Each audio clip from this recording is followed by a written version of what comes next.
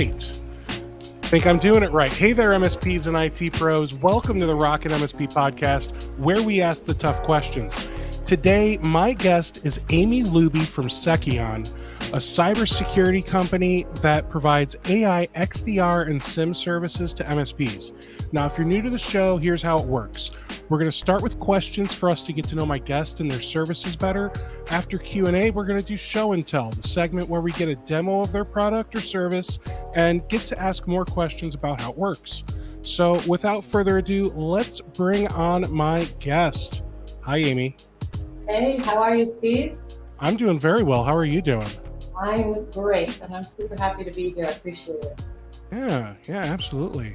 So I just want to dive right on in, and there's so much I feel like we could talk about when it comes to Seceon, because you guys are doing something a little different, I think, from what all of the other cybersecurity vendors are doing out there. You know, we really are, but that's our challenge, is taking something that is perceived for a good reason as being complex and making it simple. So therein lies our Seceon challenge with all that's going on here. Sure. So if you could do a better job than me and explain what exactly is it that Seceon does for people, for MSPs? So in a sentence, what Seceon does is we enable MSPs and MSSPs really to reduce their cyber threat risk and the complexity of their security stack. Okay, we've gotten a lot complex lately with adding more and more products, but reducing that complexity while at the same time actually enabling them to not only detect and prevent breaches, but respond and remediate in real time and automatically. So we're taking them beyond, or I shouldn't say taking them beyond, enabling our partners to go beyond just prevention to actual detection and remediation. Okay. I think that makes sense. Yeah, and I think it will more as we get into it, like what we do and how we work. But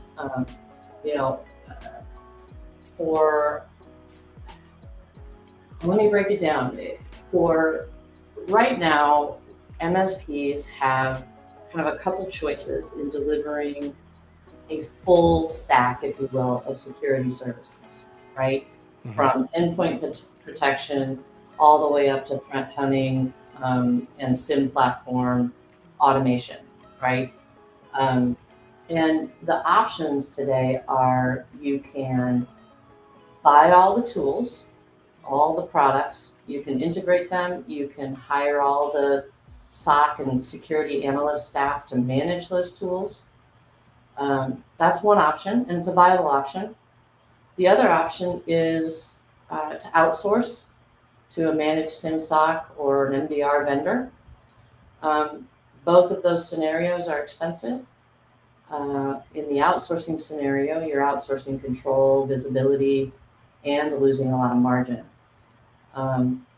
What Seceon believes is that, with the right platform and the right automation, you can actually bring that in-house without having to hire a huge team of SOC analysts if the platform's doing the work for you. And that's what the Seceon platform does. It actually does all that work for the MSP to give them the visibility, to give them the control, and to enable them to automatically detect and respond to whatever threats are going on before shit hits the fan, basically.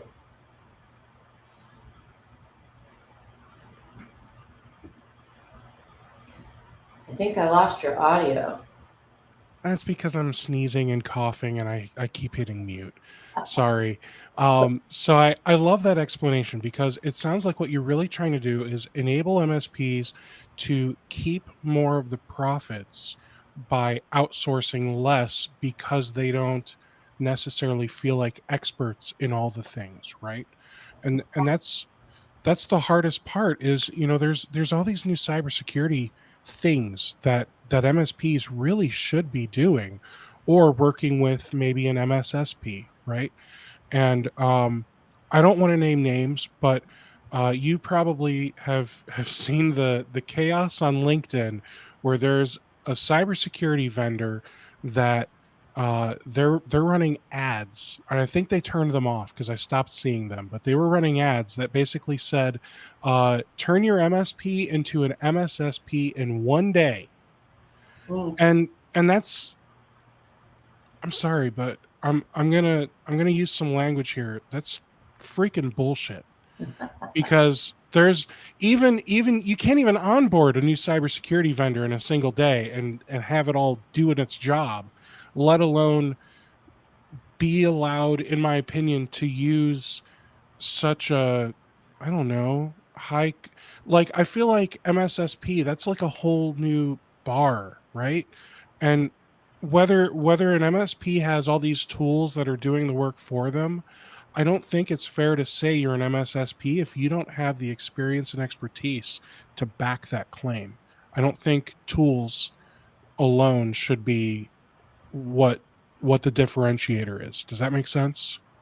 It does. You know what I see when I go out to the conferences and I watch, um, and whether it's a vendor or whether it's a consulting firm, whatever they are, there's a lot of acronyms being thrown around. There's Mhm. a lot of, hey, we have AI and ML, and therefore we do it all. Um, and there's what I perceive as a lot of confusion, um, for the MSPs in knowing, okay, is this tool and this tool and this tool, like, there's overlap in what they do. I still have gaps. I'm not sure Mhm. exactly what the gaps are. And oh, I'm going to outsource this piece of it. So now I really don't know where my gaps are. Um, to Yeah. me, it's kind of like walking on quicksand. It's hard to get a grasp. And I think that, um, talking about SIM has been something that maybe MSPs, see as something that they just really can't grasp, because they're going to need a whole team of security analysts. And they need to be able to know exactly what all these acronyms mean and what they mean for them and for their end users. And so there's that skills gap, which you mentioned. And how do we bridge the gap? I'm not convinced that outsourcing is the answer. And to your point, Steve, I think, the MSSP has taken the tack of, I'm going to bring all the tools in house, I'm going to upskill my staff, I'm going to have analysts on staff, and I'm going to deliver this perceived higher level of service, right? Mhm. And then some MSPs have partnered with MSSPs. I think with the way it's going, that line is very blurred between an MSSP and an MSP. Um, Sure. you I know, I think that makes sense, and I guess what I'm trying to say is, I don't think it's bad for there to be tools that enable MSSPs to automate some of what they're doing and have less staff overhead, right? But I do think that there is a knowledge gap between an MSP and an MSSP, regardless of if the MSP gets all the tools or not. There's that knowledge gap in between the staff of an MSP and an MSSP. exactly. And one of the really cool things, that I actually discovered when I got here to Seceon, um, hearing our partners give the feedback. So you'll see in the demo, um, inside our console, you can actually see all the different events and alerts, right? And you can drill Mhm. down.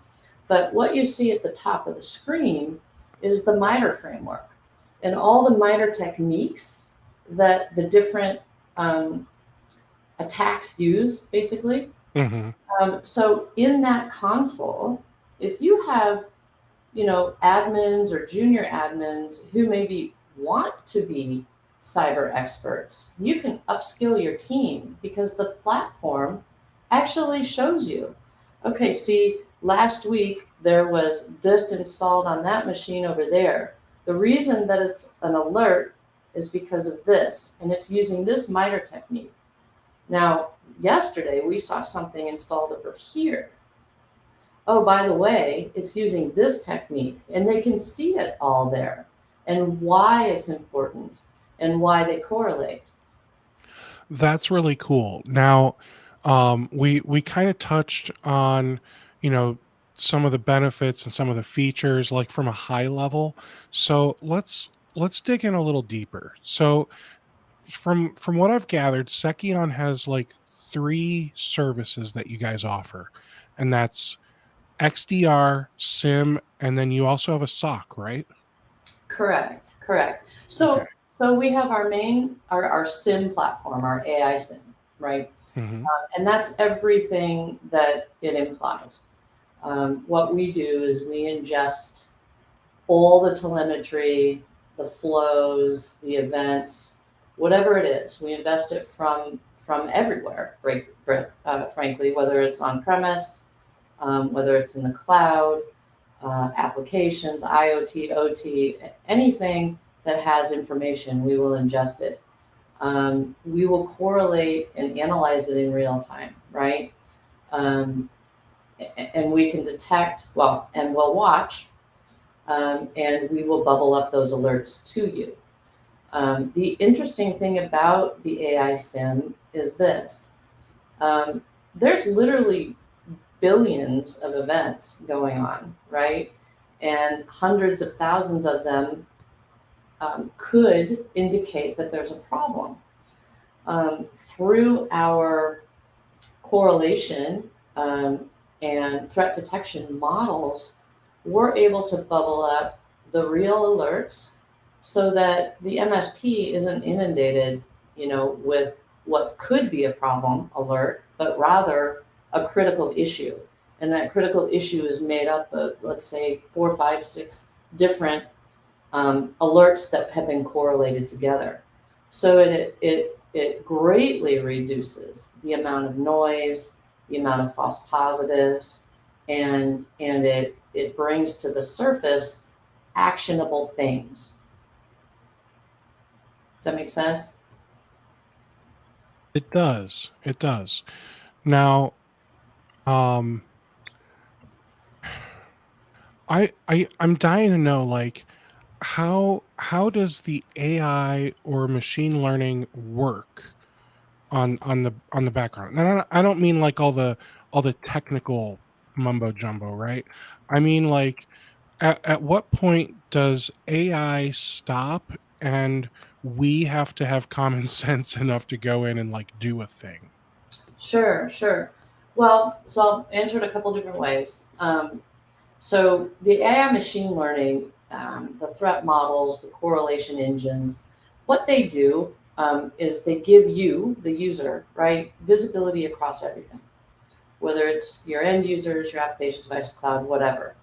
And the benefit, the value there, is that you have a faster mean time to threat detection and to response. Okay, that's the bottom line.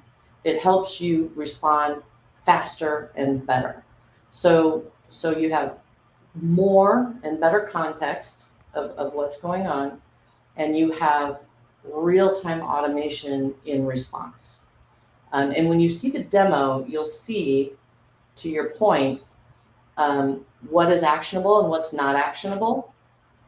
And you can tell the platform, you can either push a button to remediate, basically, okay? And there are playbooks in there to help you do this. Like we have over 300 playbooks. If it's this type of threat on this type of device, then do this. And you can actually edit those and make them your own as well. So you can press a button to make that workflow go, or you can tell the platform, if you see this, then do this all the time, some of the time, do it only on weekends when I'm sleeping, whatever. So it's super flexible in that regard. Does that help kind of? It does. It does. So let's talk about how Seceon can help MSPs. Um, so how would you say that Seceon helps MSPs differentiate themselves from their competitors? Um, so differentiation comes really, in my mind for this, it's real-time remediation without the outsourcing. So you're lowering your risk for your client, you're giving them less downtime, you're giving them faster and easier audits, you're helping them lower their cyber insurance rates, all of those things. You're helping them meet compliance needs. All of this can be demonstrated in the platform and with the platform. In fact, um, so we have pre-configured templates for all of the different security frameworks like NIST or CMMC. So you can apply those frameworks to your clients. You can score them. So you can give them a security score and say, here's your posture today. Here's our plan to get you to here over this amount of time, and here's how we're going to do it. Um, these are all super differentiators. Compliance clients need to prove they have a SIM. Um, our reporting allows you to deliver all of the reporting that you need for compliance needs, all of the reporting that you need for your cyber insurance as well. So all of this combined in one tool. And I know MSPs have lots of tools that maybe do parts of these things, but this is a single tool that will help you do all of these things. That's doing it in real time and truly integrated. Okay. So now you talked about some frameworks. I want to dig into the frameworks a little deeper. So at my MSP, we are really focused on CIS controls. So there's 18 controls, and each of those controls, I've got a spreadsheet that I'm mapping out all the controls, and I'm going to turn it into like this poster that we're going to hang in the knock, and it's going to be really nice. Um, so with that said, there's like all these different things that we have to do for the different implementation groups, right? So it might say, we have to. Gosh, let me just open this spreadsheet because I'm gonna feel like an idiot talking here without my guide in front of me, right? Well, Um, so it might say things like, um, lock computer when walked away, or um, have password policies, different things. So you said that Seceon is a tool that can do like all the things, but is it checking off all the boxes on all the controls? it's reporting on all of those things, right? Gotcha. So Okay. we have something called our AI security BI 360, okay? And we have preset compliance and regulatory frameworks in there. CMMC, HIPAA, PCI, NIST, GDPR, all of those things. And we'll analyze and report on those things so that you can show evidence that you've met those needs, whatever they are, or you haven't, and therefore you need to put a plan in place to get those needs met. Got it. Now, I am. Brand those if you want. Little side note, right? Oh, okay. So it's cool. So, for example, when it comes to control number 14 for security awareness and skills training, how does Seceon report on that? Is that like a self-reporting? I just check a box and now Seceon will show it, or does that make sense? So it's not reporting on your other tool unless your other tool is delivering information into the platform. Got it. Okay. So, and it does. I just wanted to ask because it sounded like it was doing all the things, Well, but it'll only do what what is ingested into the platform. Yeah, it's reporting on that. So Okay. now, what we ingest, we've got over 200 integrations. Okay. So we ingest a lot. If it has an API that we can hook into, we will pull in the information. So to answer, I mean, in a word, yes, we can do what you're asking, but we have to be able to see the data. So we have to be able to pull it in. Got it. So from an MSP outside looking in, right? What I think a lot of MSPs, and I say most because if you think about it, more than 50% of MSPs are like five or fewer people, right? At least 50% are five or fewer people. In fact, 50% could be like one person, You know what's MSPs. interesting? What's interesting about that, and I'm glad you brought that up, because it used to be 80% were less than 10 employees. Yeah. Okay. And most of them were less than 5. And So it's probably even more than that now, only because of the consolidation that's happening at the top. yeah, so what we've seen is the super small or less than 5 employee MSPs. That number is shrinking, Hmm. and the number of MSPs with 5 or 10 or more employees is actually grown a little bit. So that's interesting to me, how we've evolved a little bit. Yes. I think that's the So last 5 to 10 years, maybe 5 to 7. so I always try to look out for the little guy. So we've got let's talk about the 50% that are probably one or two guys. They just can't do it all. And let's be honest, they're probably not staying up to date with their uh, continuous improvement and training and all that stuff, right? I ran an MSP for 13 years, and I'm glad I don't anymore because I got behind. I got behind with the times. And if somebody comes to me, and now that I'm a marketing guy, if somebody says, "Hey, how do I fix this?" I'm like, "I don't know. Did you check the hosts file? It's always DNS." Like, Right. like that's the extent of my knowledge. It's always DNS. So with that said, let's talk about the lesser educated MSP. Um, that MSP would like to be able to say, yeah, I've got all these controls in place with CIS and I want to do right by my customer, but I have no idea how. Mm-hmm. So what they need is a company like Seceon to come out and say, okay, these are the CIS controls. These are all of the things we integrate with. These are the things that if you pair all of these things together, here's your mega MSP bundle, and all of this will cover all of implementation group one.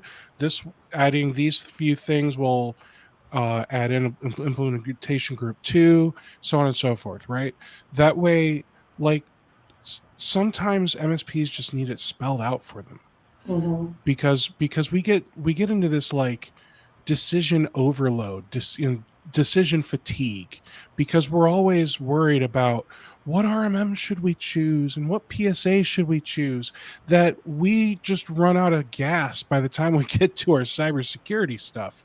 So we need a company to come in, and I want to say this is not sponsored. I want to say kudos to Channel Program for at least making their new nav stack, where now you can at least visualize what your stack looks like, Mm-hmm. and see, oh, here are the things that they recommend we have, but maybe we don't yet.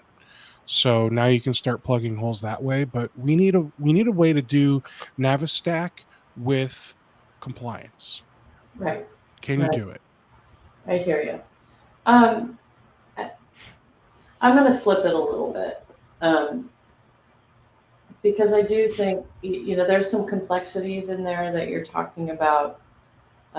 If I take my vendor hat off for a minute, um, to talk about, well, what is the core stack? What is acceptable? Um, what do I need to have in place as an MSP to mitigate my risk and also mitigate the risk of the end user. There's no one vendor that is going to do that for an MSP, right? That's probably a whole different conversation. Now, if you want to talk about compliance, is a 1 or 2 man shop going to be taking care of, a 50-person doctor's office that has HIPAA compliance needs? I don't know. They shouldn't. Well, so there you go. So I don't know that any vendor is going to be able to do that for that scenario. Okay, Seceon included, simply because it's less about the tool and more about what the MSP organization is doing, both internal with process, procedure, knowledge, all of those things. Now, having said that, in a compliance scenario, you have to have a SIEM, period. Whether you're outsourcing it or whether you're insourcing it. Seceon can help with that. And we help in a really nice way with all of the analytics and the reporting that can be done in real time, and the insight that the platform can give you if you're in that compliance scenario. Couple that with the upskill process that you can go through with helping your existing engineers actually learn more and more about how cyber criminals work, what their techniques are, and how to mitigate them. So I'm gonna ask you some. I'm gonna ask you one question from the comments here. Edward asked, "What size clients would be the sweet spot that your MSP clients could sell to?" Well, frankly, we are priced at a point where, unless you are very low in what you're charging your clients, any size would work. If you're just looking at the tool and the pricing and incorporating it into your stack. Having said that, from a compliance perspective, generally those are larger clients, but you might have a small financial firm that's just 3 people that has enormous compliance needs. We're a great fit in all those scenarios, frankly, from a feature and functionality perspective and a pricing model perspective. And I just want to add to that. I don't know that a size of client matters for a tool like this, as much as do they have compliance needs, or are you just wanting to have cybersecurity across the board for all your clients? That's one thing that I always preach is standardize what you're offering. Whether it's a doctor's office or a manufacturing facility, offer the same level of service to all of your clients. That way, you just know everything's good across the board. That's only going to help the manufacturing company by adhering to the same type of stuff that a doctor's office would with HIPAA. Yeah, many of our partners, if they niche in something, whether it's HIPAA compliance, PCI, whatever it is, that's the minimum standard. So if they take on a client that's outside of the HIPAA compliance world, they're still getting the standard, just like you said, Steve. And again, that's taking my vendor hat off, right? That's a conversation about your MSP and what level of risk you're willing to take, how much you want to mitigate that risk, because a basic core security offering, in my opinion, is the first offering. Like, you can't do much more for your client if you haven't addressed their security needs today.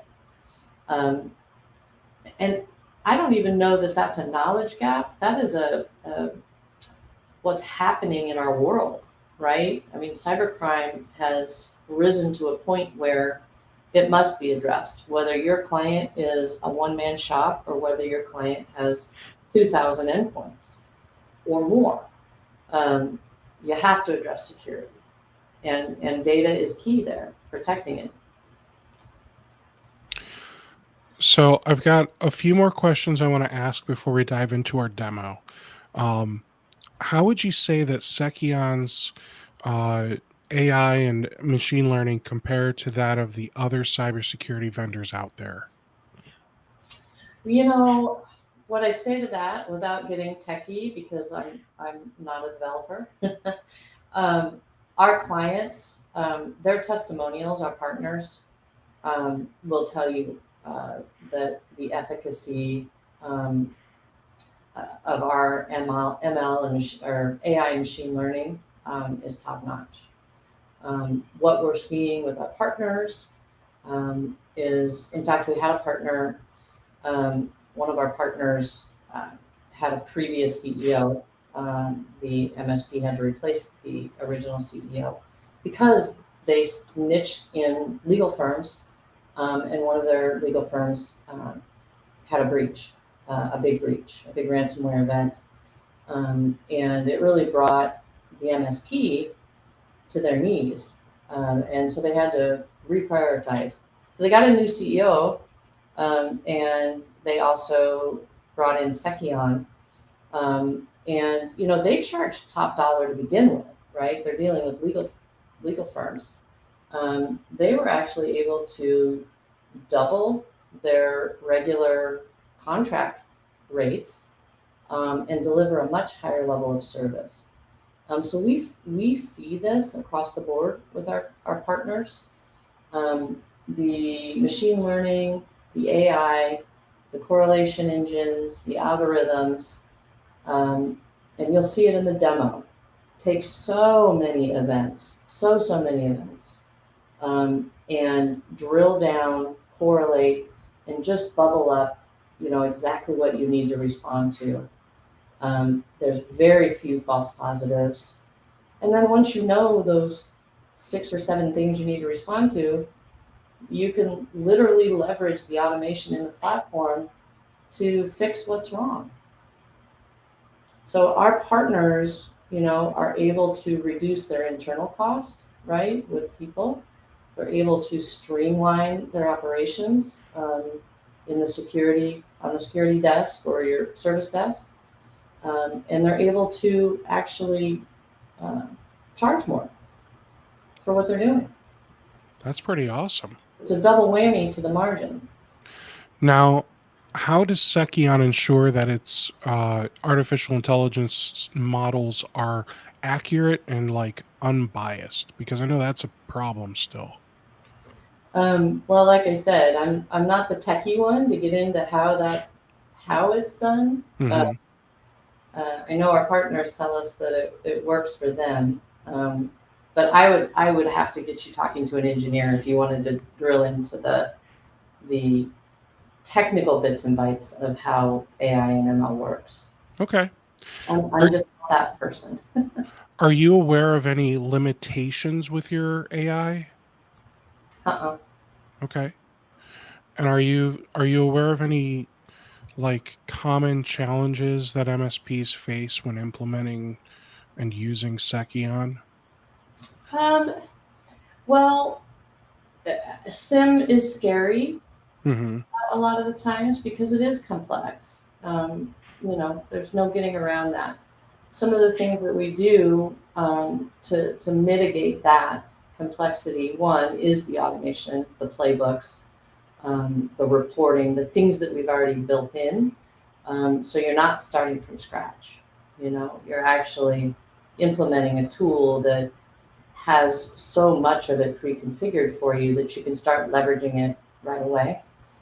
So we have that, but we also, we are not a managed SOC organization, and that's not what we want to be. We're a platform developer, but we do have a SOC team. So when you come on as a new partner, our SOC supports you through the whole onboarding process.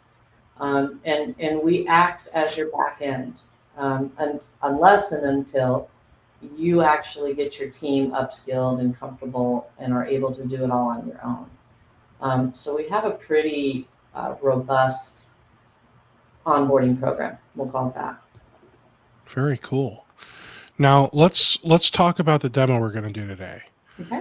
It's a little, I'll call it unorthodox, because today we're going to play a video instead of doing a live demo. And that's me. I've been at Seceon about 6 weeks, and I can do a demo. I'm just not real smooth at it. So we did a recording of Tom Ertl. Tom's one of our guys that's doing demos every day, all day. Mm-hmm. So I thought that would be best to get a smooth demo, right, for the audience today. Sure. Wonderful. So I'm going to kick that off. Guys, for those of you that are still watching live, please feel free to pop your questions into the chat so that way we can do a little more Q&A after this. And this is Tom Ertl from Seceon. I'm here to give you an overview of the Seceon AI XDR platform. First screen we're looking at here is the executive dashboard. This gives you a high-level view of everything that's happening in your environment. At the bottom, the devices you're getting data from. In the middle, data flowing into and out of your environment, so forth. The 3 boxes on the left represent the number of events that have been captured over the last 7 days. Over 4 billion pieces of information, from logs, flows, user information. Below it is 9.8-ish million threat indicators. Those are things that we've seen that might become part of a failed login, a blacklisted site access, a new scan. At the bottom is the actual number of alerts that were generated over that 7-day period. So 28 alerts, 4 alerts a day. That's very manageable. That's the power of the system, ML and AI engines, and the correlation, taking all those events, parsing them down to threat indicators, and then turning them into actual alerts where you need to take action. Let's go take a look at log flow collection status. Pull that up. Let's go to larger count here. Let's do 50. So what you're seeing here is all the different log sources, flow sources that the system is ingesting. We're collecting logs, flows, user information. We collect from all your different cloud environments. We have rules built into the system. You don't have to do any rules creation. So that can hopefully save you significant time and money. As I said earlier, we're collecting not just logs, flows, user information. All of that helps us create a much deeper and richer picture of what's going on in your environment. Lets us build behavioral models for every host. We're not signature-based. We catch things based on behavior, so therefore we're going to catch it early. Lastly, we have unsupervised ML and AI, which can hopefully really cut down the number of false positives you're going to see. We get great feedback from our partners that they have very few false positives. That means your team has to spend a lot less time looking into things that aren't actually going to need to have any action taken. Let's go look at alerts. Okay, here you got a high-level snapshot of the alert page. At the top, you get just a graphical look at different types of alerts, and how many are open by severity, different types of closure, open, remediate, and so forth. Below that, you're seeing the actual open alerts. I want to go look at a longer period of time here. So I'm going to go 60 days. I want to look for a particular type. So potential malware infected hosts. So I come here and I can see alerts that fit that profile. Again, you see here, you get a time frame, high level overview, what particular information was relevant in the alert, the user, and so forth. Let's go, we can dig into every one of those and get all the details. So here I've dug into one of the potential malware infected host alerts. One thing I want to highlight here is this origin page. So that tab. So what you see here is what particular information was used in this alert to help us generate it. In some cases, it's user information. Some cases it's log information. Some cases it's flow information, and in many cases it's a combination of those. So this actually shows you which types of data were used for this alert. Across here, you're seeing the MITRE techniques. MITRE is a corporation that created a guideline for classifying and describing cyber attacks. We've incorporated this into our alerts, and we're showing you here in red the actual techniques that were used in this alert. Down here, what we actually are showing is all of the activity that was correlated together in software by our machine learning and AI and other engines. All the things that were correlated together to tell us, okay, there's an alert here that needs to have action taken.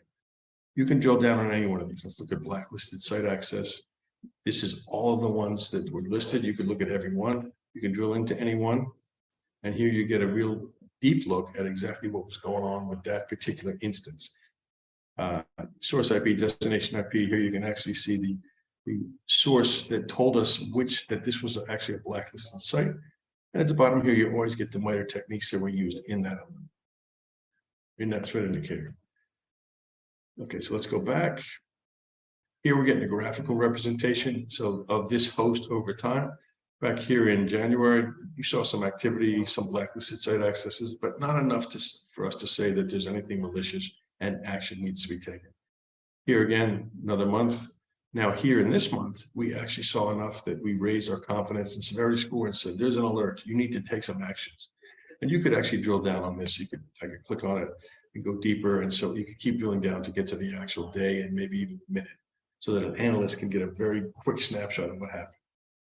Once you get here, if you've looked and you decide it's time to take action, you go up here and you click the remediate button. You can go in, you can say, all right, let's see what devices are available for remediation. Here I have a sonic firewall. Let's click that one. Let's do an EDR, Seceon EDR. Give it a quick comment. Okay, now I can go in and actually see what's going to happen. Here it's showing me the exact rule it's going to push to the sonic wall firewall. So you can actually take a quick look, validate that it looks good, but it's going to do that. As soon as you push the button, it's going to push that rule out, block access to that blacklisted site. For the EDR, we'd get a different set of instructions, but anyway, everything you selected, you could see what it was going to do. You come down here, you push the update button, and the system is now going to take those actions, and you're going to remediate that attack. And in most cases, long before it ever gets to the point where it's actually hurting anything. Let's go back now. Let's go over and take a look at something called auto remediation. So that was manual remediation, where I actually took a look, I pushed a button, and it happened. Here, I can set up the system to say, okay, from now on, whenever you see a particular type of alert, I can say potential malware infected host, like I was just looking at. I can say from now on, I want to remediate that automatically. I don't want to wait for a human to look at it. I can set that to happen all the time. I can set it to happen after hours. I can set it to happen for a certain day of the week. So it's very programmable. And you can do this for any type of alert. Down here, you see a bunch of different playbooks that have been created for, different confidence scores, different severities, different type of alert, and you can create your own. So those are all in the system. If you want to go in and create your own, let's just pick one here.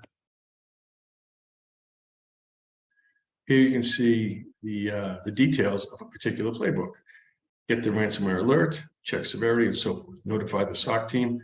And you can add anything you want to this. I could say, okay, notify a different team. I know in your environment, you have multi-contractor environment.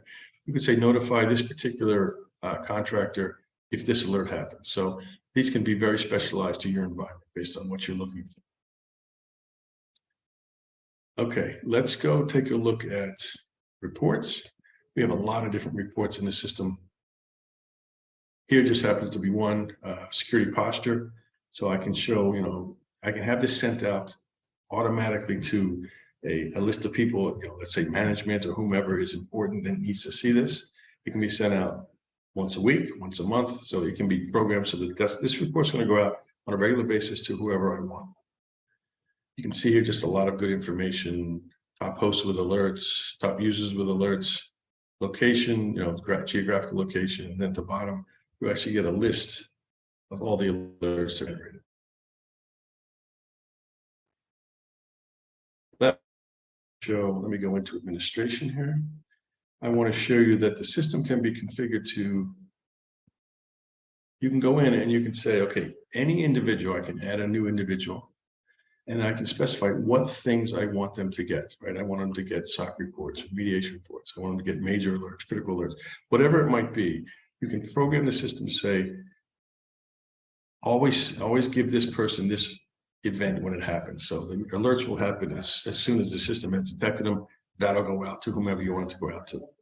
You can also, schedule the reports in here as well. That's a brief overview of the system. I hope that was helpful, and thank you very much for your time.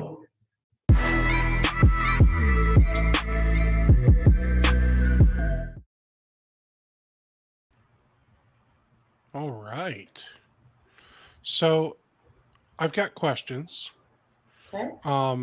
Now, for me, my eyes start to glaze over when I see all of the threats and everything else, right? So is I guess my first question, is that normal for MSPs or is it just me? I don't know. I don't know what's normal. I don't know. I don't know what's normal.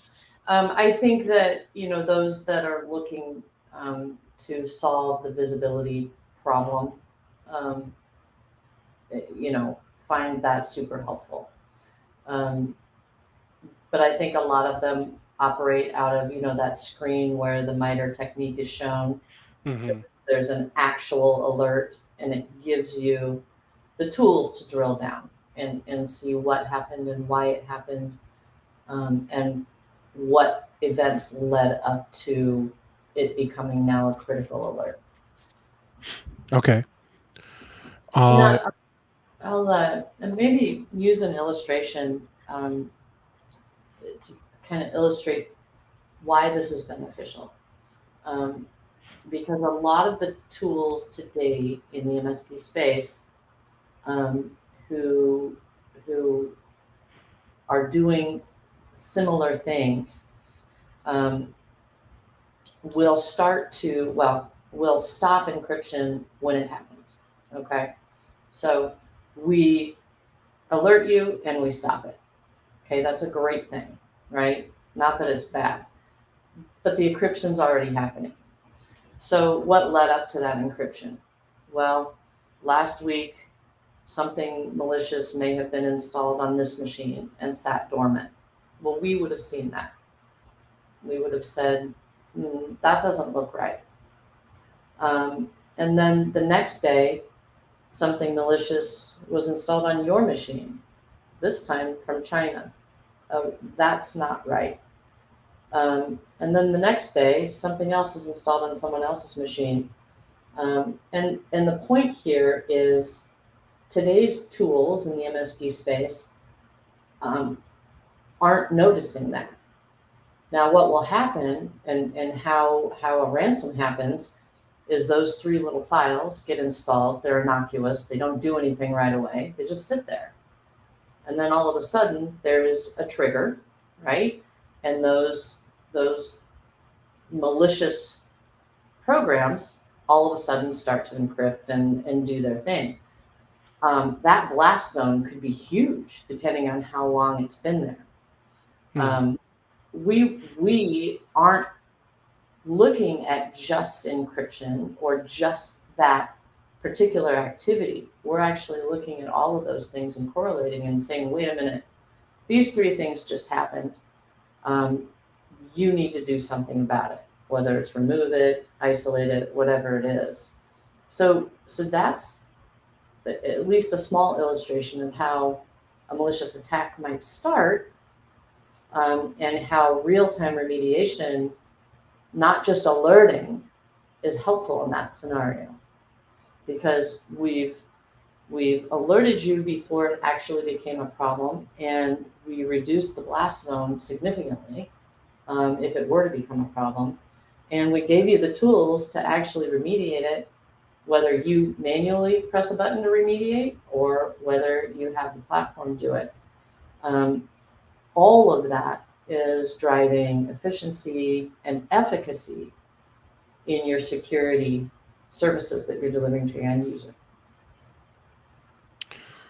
Now, somebody just asked privately, what are your telemetry sources? As far as, well, I mean, we're pulling in from anything that has flows or events or, all of that. And then I am not as educated. We have over 30 threat feeds coming in. So I don't know if that's the telemetry they're talking about. Probably, yeah. Yeah. So we're pulling in threat feeds. Like I said, I think we have over 30 of them. Understood. When I looked at the executive dashboard, that was the first dashboard that he started on, and he was like, "Here's all these millions of threats, but we pared it down to like 28." Mhm. Am I looking at the dashboard for one client or for all of my clients, or what am I looking at there? That was one client, but that's also our demo stack, right? So we're putting malware in it. We're making it, worse than what you would see, just to demonstrate how the platform works, right? So on the Seceon systems, we're injecting malware. We're doing things to demonstrate how our system is doing the work. But those are so the billions, those are like events. Those are things that are happening. Whatever they are, a user logged in, an application launched, or whatever's happening.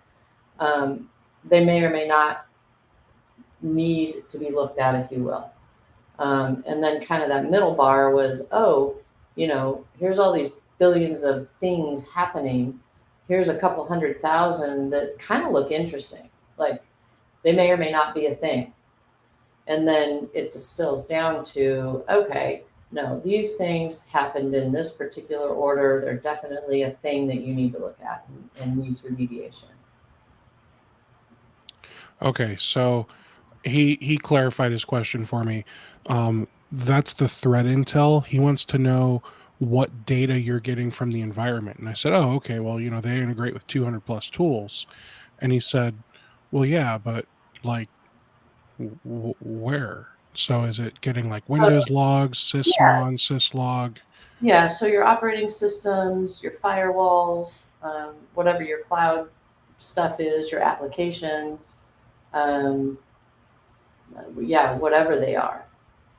Hopefully that helps. I mean, it's whatever your, Active Directory, anything that's creating a flow or a log or an event. And I'm cheating. I'm using Google Bard. So according to Google Bard, Seceon supports a variety of endpoint agents for Windows, Mac OS, and Linux. And those agents collect a variety of telemetry data such as process activity, file activity, network traffic, and user activity. And then it also can pull logs from network devices such as firewalls and routers. So that can be used to detect suspicious network activity such as malware infections and data exfiltration attempts. It can connect with cloud environments. So collect telemetry from cloud environments such as AWS, Azure, and GCP, Google Cloud Platform. This data can be used to detect and respond to threats in the cloud, email systems, Microsoft Exchange, Microsoft 365, Google Workspace, used to detect and respond to email-borne threats such as phishing attacks and malware infections. In addition to these sources, Seceon can also collect telemetry from a variety of other security solutions, such as firewalls, intrusion detection systems, and web proxies. It uses a variety of techniques to collect and analyze telemetry data, including real-time analysis, machine learning, and threat intelligence. Does that sound right? Well, it is. I mean, yeah. So I always get nervous when I ask AI questions, like I mean, yeah, you can, yes. I mean, there's a list of things. So anything that creates a flow, a log, an event, whether it's in the cloud, an application, whether it's a piece of hardware, whether it's Active Directory, an operating system. Yeah, I mean, we're saying the same thing. You just got way more technical in the list. Yeah. And I think that's going to happen when now I've got an MSSP asking me questions, right? So now you and I are both like, No, if I can't answer it, I'd be happy to pair you up with one of our engineers, and really go through, and answer those more technical questions for sure. Cool. I will tell you, our MSSPs, it's the same scenario because of the automation. You can deliver the same service at quite a much lower cost, right? Because Gotcha. you need fewer people, and you've got the automation and intelligence built in. Well, I think we've kept them in suspense for long enough. Let's talk about one final thing: the price. Yep. What does this thing cost for an MSP that wants to sign up and be a partner? So we do a per user model for most MSPs. And when I say most MSPs, when you get into really large environments, sometimes a per device is more cost effective for them. But in general, it's a per user price. And it comes to about $8 per user per month on the low end. As you scale up, you get more of a price break. Okay. More users, less per user. And you might have said it, and just are there minimums? We have a minimum buy-in, and it's 25 users. So okay, and that's 25 at 8. Correct. Okay, so $200 a month. That's reasonable for what you guys are claiming to offer. Yeah. And contract? We go month to month. Wonderful. Yeah. You can deploy. It's a hosted model, right? So it's all in our cloud. Or we do have a model where you can host it in your infrastructure if you'd like. So. And for people that are really concerned or just have extra strict compliance requirements, that is definitely a good thing to know. Right. Cool. Is there anything else that you think MSPs need to hear about your platform? I would just say, don't be afraid when you hear SIEM or see SIEM. I think today with the automation and AI and machine learning, anyway, it's not as scary as it used to be. That's what I would say. Very awesome. Thank you so much for coming on here. Let's see if I can do this right. Here we go. Now we got the music coming in. All right. So, Amy, thanks so much for popping on here with me today. For those of you that want to learn more, you can go to Seceon.com, Seceon.com. And you guys have a trial or just a demo? No, you can trial. We can do demos and or trials. We can do a full evaluation. Wonderful. I love when we can get a full evaluation and do like a real proof of concept to see how is this going to work for my MSP. And I'm gonna talk to my MSP and see if this is something that we want to check out too. Yeah, we have a new program coming out. I'm not supposed to talk about it, but look for it in less than 2 weeks. Our announcement, but it's going to help you out even more with regard to that question. Wonderful. And if it helps, there's an MSSP who has a staffing agency he hires his SOC analysts from. They're trained on Seceon. Oh, interesting. So there you go. Yeah. There you go. This is the real deal, guys. So go check out Seceon. Thanks so much for popping on here today, guys. You have yourselves a great day.